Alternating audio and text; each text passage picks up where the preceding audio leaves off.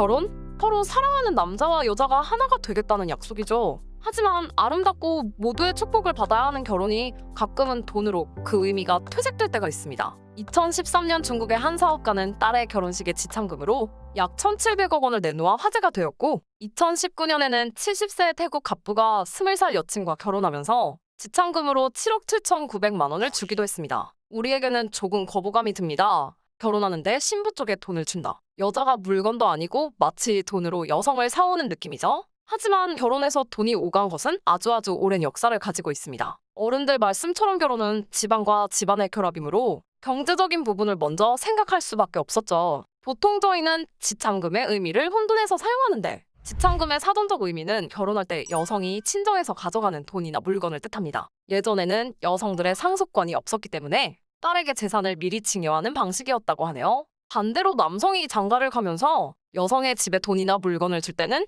신부값 또는 신부대라고 표현합니다. 신부가 가지고 가는 지참금 때문에 한 여성하고만 혼인을 하는 일부일처제가 성립되었다는 주장도 있는데, 바람 피지 말고 내 딸한테 잘하라고 처갓집에서 주는 일종의 뇌물이자 계약금인 셈이죠. 또한 지참금의 액수는 신부 집안의 사회적 지위를 상징했습니다. 돈으로 우리 집안이 이 정도 위치라고 과시하는 것이죠. 더 나아가 신부가 결혼하면서 가져온 재산이 남편 집안에 경제적인 도움이 되었으므로 신부는 시댁에서 구박받지 않고 당당할 수 있었죠. 여자 쪽에서 돈을 가져가는 문화는 우리나라에도 신부의 혼수 예단 비용과 같은 형태로 남아있으며, 이미 오래전 고대 수메르나 바빌로니아 시대에도 지참금 문화가 광범위하게 퍼져 있었다는 자료가 남아있습니다. 고대 그리스와 로마 제국에서는 지참금이 없는 여성이 남편을 찾기랑 거의 불가능했는데, 그리스의 경우에는 법적으로 혼인할 때 딸이 상속받을 권리로 지참금을 인정하였고, 로마 시대에는 이혼 사유가 남편에게 있을 경우 아내가 가져온 지참금 또는 혼인 전 아내의 재산을 돌려주도록 하였습니다. 그리고 유럽의 왕족이 결혼할 때는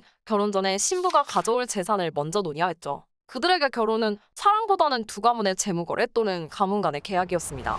한 번쯤은 들어보셨을 합스부르크 왕가의 경우, 왕이 대영주의 상속녀들과 혼인하여 피 한 방울 안 흘리고 광대한 영토를 손에 넣기도 했습니다. 또한 어마어마한 상속을 가진 여자와 결혼하면서 인생 역전하는 남자들도 있었는데, 르네상스를 대표하는 메디치 가문이 대표적이죠. 메디치 가문의 토대를 만든 조반니 디 비치가 경제적 기틀을 마련할 수 있었던 이유 중 하나가 바로 아내가 들고 온 사상 최대의 결혼 지참금이었습니다. 지참금은 전쟁의 빌미로 이용되기도 했는데요. 450년에 서로나 황제의 누이 호노리아 공주가 훈족 의왕 아틸라에게 청혼했는데, 당시 호노리아 공주는 황제였던 동생을 몰아내려고 반역을 준비하다가 들켜서 동로와 비잔틴 제국으로 추방된 상태였습니다. 그런데 청혼을 받은 아틸라는 결혼에 대한 지참금으로 서로나 제국의 반을 요구하죠. 당연히 황실과 논의된 적도 없는 청혼이었기에 서로나는 바로 거절합니다. 그러자 아틸라는 기다렸다는 듯이 이것을 명분으로 서로나를 공격합니다. 훈족에 대해 잠깐 설명드리면, 훈족의 기원은 아시아에서 이주해온 흉노족 또는 몽골족, 그리고 투르트와 몽골의 혼혈이라는 다양한 주장들이 있지만 정확한 기록은 남아있지 않습니다. 다만 유전자 연구 결과 이란 계통의 스키타이인과 흉노족의 혼혈로 확인되었습니다. 이들 훈족이 중앙아시아에서 흑해 연안과 동유럽으로 이주하면서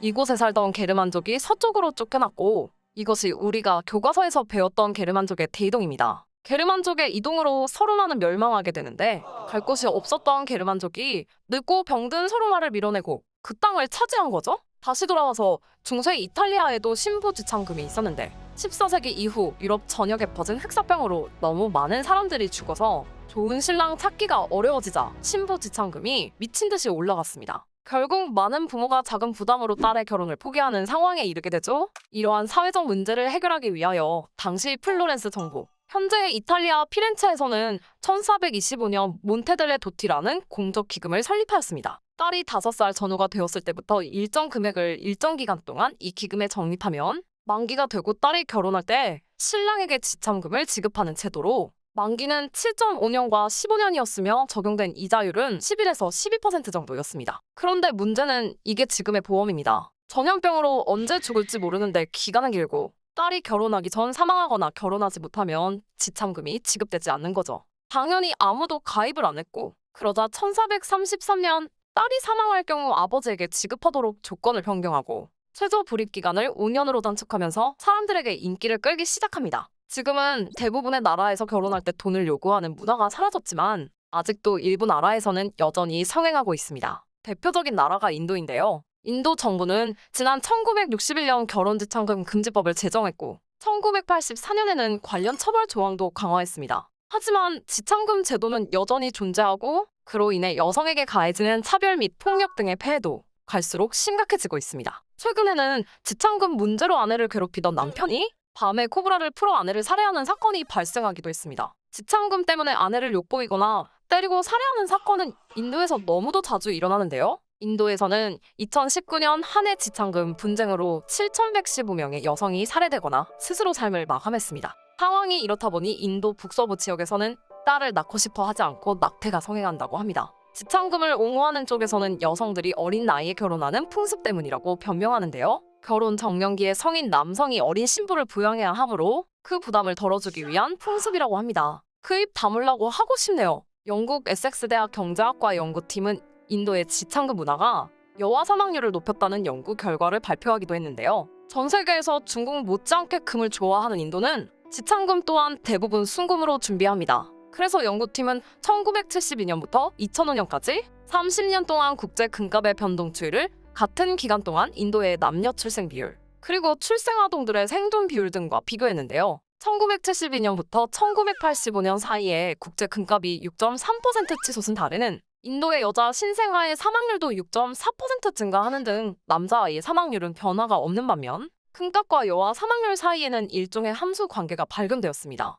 연구팀의 설명에 따르면 금값이 올라간 달에 태어난 여성은 성인이 되어서도 키가 작았고 이것은 어렸을 때 제대로 된 영양 공급을 받지 못했기 때문이라고 합니다. 부모들은 금값이 오르면 딸의 지참금이 부담이 돼서 여자 아기의 출생을 막으려고 노력했을 것이라고 밝혔습니다. 인류학자 조지머독에 따르면 조사 대상 중 47%의 사회에서 남자가 신부 측에 돈이나 재물을 지불하는 신부대 관습을 갖고 있었고 남자가 결혼을 위해 여자 집에서 일정 기간 노동을 해주는 봉사원 풍습은 14%, 반대로 신부 측에서 신랑이나 그 가족에게 재물이나 현금을 지불하는 지참금 제도가 있는 사회는 4%였다고 합니다. 특히 여성의 가족에게 지불하는 신부대는 아프리카를 비롯한 아시아 지역까지 널리 퍼져 있습니다. 그중 아프리카 국가들은 아직까지 농업 비중이 높은 편이어서 노동력이 되는 여성의 신부값을 당연하다고 여기는 경향이 많은데 우간다 대법원은 신부값이 적법하다고 판결했고 이혼할 때 신부값을 되돌려주는 관습도 금지시켰습니다. 남아프리카 공화국은 신부값을 노볼라라고 부르는데 신부와 결혼하고 싶다는 신호로 신랑 가족이 신부 가족에게 돈이나 소 혹은 돈과 소 모두를 보내는데 로볼라는 아내를 돌보겠다는 남자의 다짐을 보여주는 것이라고 합니다. 짐바브웨이 역시 전통적으로는 소떼를 건네지만 요즘은 현금으로 대체되기도 하고 서부 아프리카 사람들은 청혼할 때 콜라 열매를 건넨다고 하네요. 콜라 열매는 우정의 상징으로 사용되는데 가격도 비싸지 않아서 약혼이나 결혼 그리고 생일뿐만 아니라 각종 행사에서 콜라 열매를 선물합니다. 콜라 열매는 말 그대로 코카콜라의 원료로 초창기 코카콜라는 코카 나뭇잎과 콜라 열매의 씨앗에 탄산을 섞어서 만들었습니다. 아프리카도 이제는 인터넷의 보급으로 결혼 풍속도 변하고 있는데요. 최근에는 페이스북을 이용해 신부값을 경매에 붙인 사건도 발생했는데요. 남수단에 사는 16세 소녀와의 결혼을 조건으로 진행된 경매에서 최종 승자는 결혼 지참금으로 소 500마리, 자동차 세대, $10,000의 현금을 포함 약 2억 5천만 원을 지불해 논란이 되었죠. 이러한 공개 구호는 이미 오래전부터 시작되었는데요. 1865년 미국의 한 시골 마을에 사는 남성의 구혼 광고에는 자기소개와 함께 굿세트 오브 티스라고 건강한 치아를 자랑하는 내용도 있는데 당시에는 건실한 치아가 매력 발산 포인트였나 봅니다. 이슬람 문화권에서는 지참금 제도가 너무나 당연시 인정되는데요. 이슬람의 성서인 꾸란 사장사절에는 신랑은 신부를 맞을 때 신부값을 지불해야 한다고 명시되어 있어서 그렇다고 하네요. 그런데 이 지참금이라는 것이 부자들이야 상관없지만 일반인들에게는 몇 년치 봉급에 해당되는 고액이기 때문에 비교적 부유한 이슬람권 국가인 아랍에미리트, 카타르, 바레인, 쿠웨이트 같은 나라에서는 지참금을 아끼려고 인도, 예멘, 이집트, 파키스탄, 인도네시아 등 가난한 이슬람 국가에서 온 여자와 결혼하는 경우가 많고 자기 힘만으로는 지참금을 마련하는 것이 쉽지 않아 노총각들도 늘어나고 있어 사회적 문제가 되고 있습니다. 그런데 인도 여성이 아랍권으로 시집가는 경우에는 인도인 아내는 지참금을 줘야 하는데 오히려 받게 되니 이득이고 아랍인 남편은 큰 금액의 지참금을 주지 않아도 되니 서로 이득이겠네요.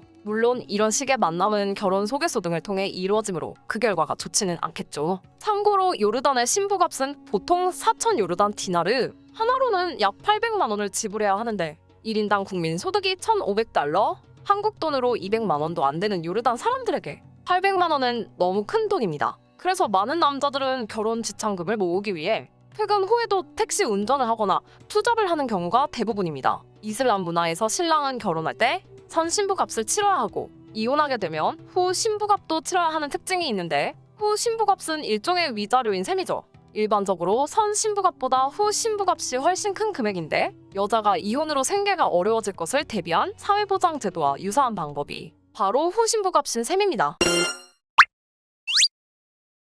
지참금으로 가장 큰 곤혹을 겪고 있는 것은 바로 중국인데요.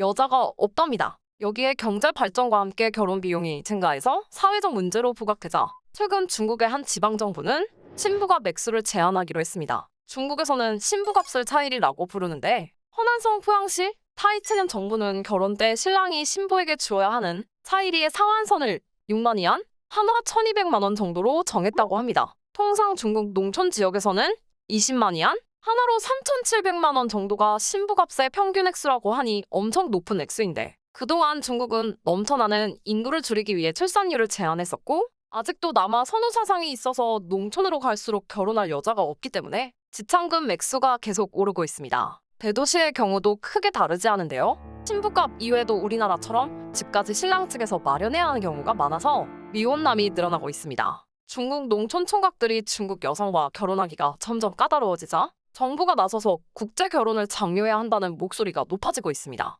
여자는 많고 남자는 적은 동남아 등 주변 국가의 여성과 중국에 남아도는 농촌 총각들을 혼인시켜야 한다는 주장인데 농촌 총각 장가 보내기 많이 듣던 얘기죠. 그런데 이런 농촌 총각 문제가 범죄로까지 번지고 있는데 신부감 부족 현상 때문에 중국으로 인신매매되는 베트남 여성이 늘어나고 있다는 보도도 있었습니다. 중국 총각에게 외국인 여성을 팔아넘기는 인신매매 조직들은 중국과 국경을 접한 베트남 이외에도 캄보디아, 미얀마 등에서도 활동하고 있는데 거래되는 여성들의 몸값은 1인당 8만 위안으로 중국 농촌 지역의 신부값보다는 훨씬 낮은 편이라고 합니다. 중국과의 국경에서 연간 수백 명에서 수천 명의 여성들이 인신매매되는 것으로 추정되는데 정확한 데이터가 없어 안타깝습니다. 태국에도 신소시라고 불리는 신부값이 있는데 외국인과의 국제결혼뿐만 아니라 자국민끼리의 결혼에도 신소시 당연시되어 보통 20에서 30만 바, 한국 돈으로 700만 원에서 1,000만 원 정도의 신소를 지불한다고 하니 태국의 일반인에게는 거의 1년치 월급입니다. 같은 모계사회로 분류되는 이웃나라 베트남과 캄보디아 등도 돈을 벌어오던 딸이 시집을 가게 되면 수입원이 없어지게 되므로 이를 보상해주는 신부대 제도가 남아있습니다. 태국의 결혼식에 대해 잠깐 말씀드리면 당연히 현대식 결혼을 하는 젊은이들이 늘어나고 있지만 불교 국가답게 태국의 결혼식에서 승려는 중요한 역할을 담당하고 있습니다. 그리고 재미있는 의식으로 신부의 어머니는 2개의 실타래를 신랑과 신부의 머리에 각각 얹어주고 2개의 실을 이어주는데 이것은 신랑과 신부가 한 가닥의 신성한 실에 의해 결합됨을 상징한다고 합니다. 베트남 역시 모계사회입니다. 우리에게도 잘 알려진 베트남의 전통 모자인 농을 통해서 여자의 역할을 짐작할 수 있는데 애초에 여성들이 농사일을 할 때 햇빛을 가리기 위한 용도로 사용되었죠. 다른 나라와 마찬가지로 베트남 역시 결혼 전 신부대에 대한 협의가 원만하지 않아 혼인이 무산되기도 합니다. 과하지도 부족하지도 않게 합의하는 금액이 우리 돈으로 600만 원 정도라고 하는데 이것 역시 베트남 물가를 고려하면 적지 않은 금액이죠.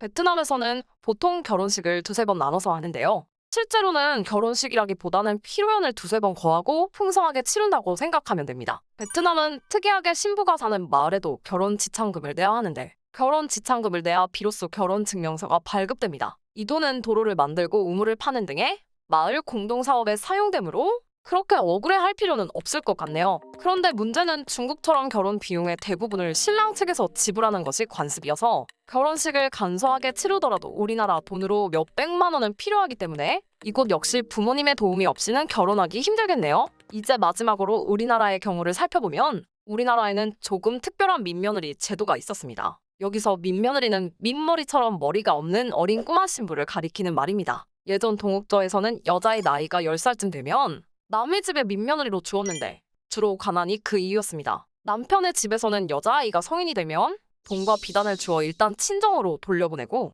그 후 다시 정식으로 부부관계를 맺게 하였는데 이 풍습은 빈곤한 가정들을 대상으로 조선시대까지 이어졌습니다. 반대로 고구려에는 서옥제라는 혼인 문화가 존재했는데 쉽게 말해서 지금의 대리사위입니다. 신랑이 신부 집에서 자식을 낳고 성인이 될 때까지 그곳에서 살다가 이후엔 신랑 집으로 돌아왔습니다. 전형적인 봉사원인데 말 그대로 여성을 데려오기 위해 노동력을 대신 제공하는 형태입니다. 그런데 두 제도 모두 결혼한 후에는 여자가 남자 집에서 살게 되는 점과 남자 측에서 여자 집에 일정한 혼납금을 지불한다는 공통점이 있습니다. 우리말에는 아직도 이러한 결혼 문화가 남아있는데 장가 간다는 말은 장인 집으로 간다는 말에서 유래했고 시집 간다는 말도 시댁에 간다는 뜻입니다. 우리나라는 조선시대 중기까지도 혼인 자체는 여자 집에서 하고 남자가 여자 집에 한동안 머물러 사는 것이 일반적이었습니다. 그런데 혼례의 마지막 절차로 신부가 신랑 집으로 가는 것을 친형이라고 부르는데 조선 후기로 오면서 이 친형이 더욱 강화되었습니다. 성리학을 건국이념으로 한 조선에서는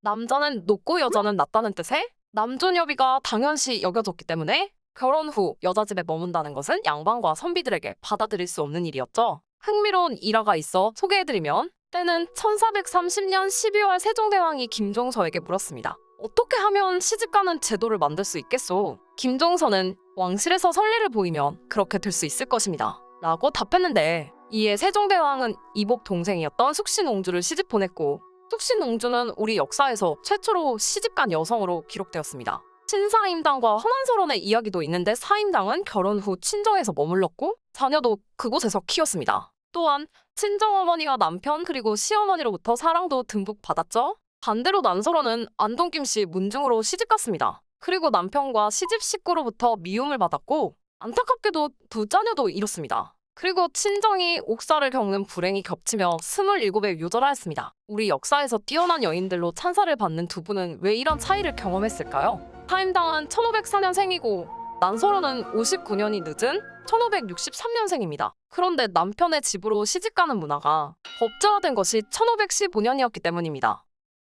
지금까지 결혼할 때 지참금 또는 신부대라는 명목으로 오고 가는 돈에 대해서 알아보았는데요. 결혼과 돈은 아주 오랜 옛날부터 전통 아닌 전통으로 지금까지도 이어져 내려오고 있습니다. 그렇기 때문에 법제화하고 억지로 없애려고 하면 우리나라의 예물, 혼수와 같은 형태로 변형될 뿐 근절하기는 어려울 것입니다. 젊은 층의 경우 이제는 스몰 웨딩이라고 해서 규모도 줄이고 절차도 간소화하고 예물 등도 생략하는 경우가 많아지는 추세이므로 가까운 미래에는 더 좋은 결혼 문화가 정착되기를 기대하겠습니다. 지금까지 시청해주셔서 감사합니다.